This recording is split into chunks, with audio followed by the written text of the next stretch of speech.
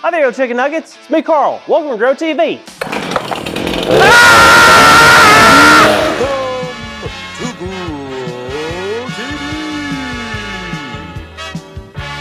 Hosted by Carl, where we have fun with our friends, talk about Jesus, and go over everything the Bible has to offer. Now once again, welcome to Grow TV. Well, it's about time y'all showed up. I've missed you since you left last week. I am out of breath from that chainsaw. Now, as y'all know, I am continuing my series on my how-to channel, a time where I get to teach all of you how to create all these creations. Now, I already made a hat, which I gave to my cousin Garrett because he is afraid of the top of his head. I made some fake chicken nuggets last week that I donated to the local museum. And today, woo, we got something real special. Something I'm making for somebody super cool. Someone who I look up to and I think is a very neat person. Any guess as to who that might be? No? Well, I'll tell you. You spell his name with a C-A-R-L-L.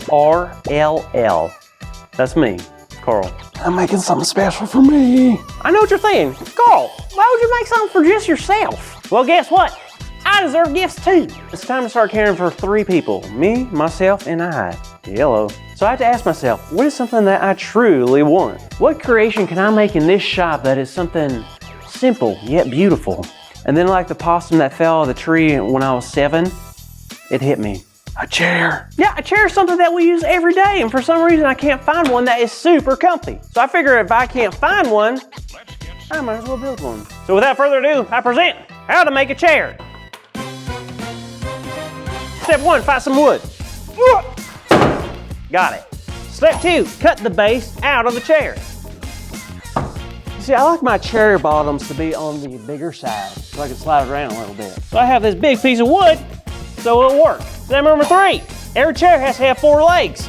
Don't worry, the legs on the chair are not made of actual human legs. Believe me, I asked. So what we need to do is cut 4 legs that are the same length. Step 4, put it all together.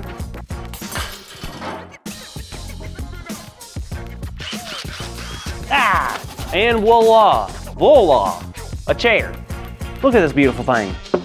A chair that will last forever. You see, I'm not one for tooting my own horn, but this is probably the greatest thing I've ever made, or anyone's ever made, in the history of ever. I like it. I'm proud of it. Hey, Carl. Jada, you're here. Yes, sorry I was late. My friend was having some trouble and I needed to help her. I'm sorry to hear that. Is everything okay? Yeah, it's just my friend had something taken from her front porch and it's just kind of a bummer. Oh man, that stinks. I hate when things like that happen. You'll let me know if there's anything I can do, right? Thanks, Carl. I will.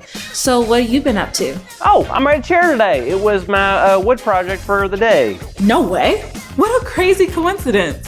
I know, right? Wait, why? My friend, she had her favorite chair taken from her front porch. She would sit out every night and watch the sunset, and now she can't. But if you'd be willing to get that to her, she would be so happy. Oh. Wait, what's wrong? You see, here's the thing, Jada. I don't think that can really happen. What? Me giving the chair to your friend? I made this chair for me because I love it. Oh, no, I get it. I mean, I shouldn't have assumed you wanted to give it away. I just thought you might want to. I mean, I made it for me, but I guess you can have it. Huh?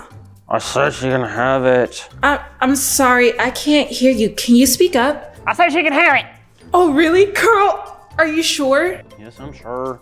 Carl, you have no idea how happy you've made my friend. She is gonna love it. If you say so. Oh, Carl, don't be upset. What you just did was extremely generous, and I know God is proud of you for that. What? What are you talking about? How's God proud for me for that? Well, you gave something that meant a lot to you to help someone else. That's a big deal, and the Bible calls us to be generous people. Just how Jesus was generous when he fed the 5,000 and how the disciples shared everything they had while spreading the good news. Generosity is so important. Really? Huh. Wait a minute. What does generous even mean?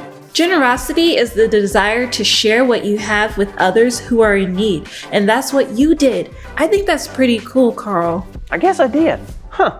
It's tough being generous. And it can be, but that's what makes it worth doing. God is pleased when we give from our hearts, even when it's not easy to do at first. It's a chance to trust God even though you may not be sure you want to give something up. The Bible even tells us in Psalm 20, may He remember all your sacrifices and accept your burnt offerings. May He give you the desire of your heart and make all your plans succeed.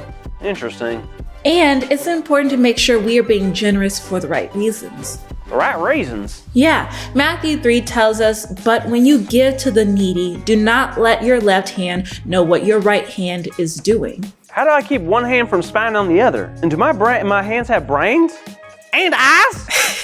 No, Jesus is saying that when we share and are generous, we shouldn't do it so that we get something out of it or get something in return. We should share because we love others, just like Jesus did. Wow, so God does see what we do and how we share with others. For sure, and not just our stuff, but our time and energy we spend on other people is valued by God as well. When we choose to follow God, we are choosing to be people who are eager and ready to share. Wow, I guess you're right. Plus, I can always make another chair. Isn't that right, Gertrude? Gertrude? Oh, sorry, that's what I named my chair. Gertrude. She's shy. It's okay. Oh, wow. It's really nice looking. You know what? On the second thought, maybe that's not the best chair to give her, but thanks for being willing to share such a masterpiece. Hey kids, aren't y'all proud of Carl for stepping out of his comfort zone and sharing?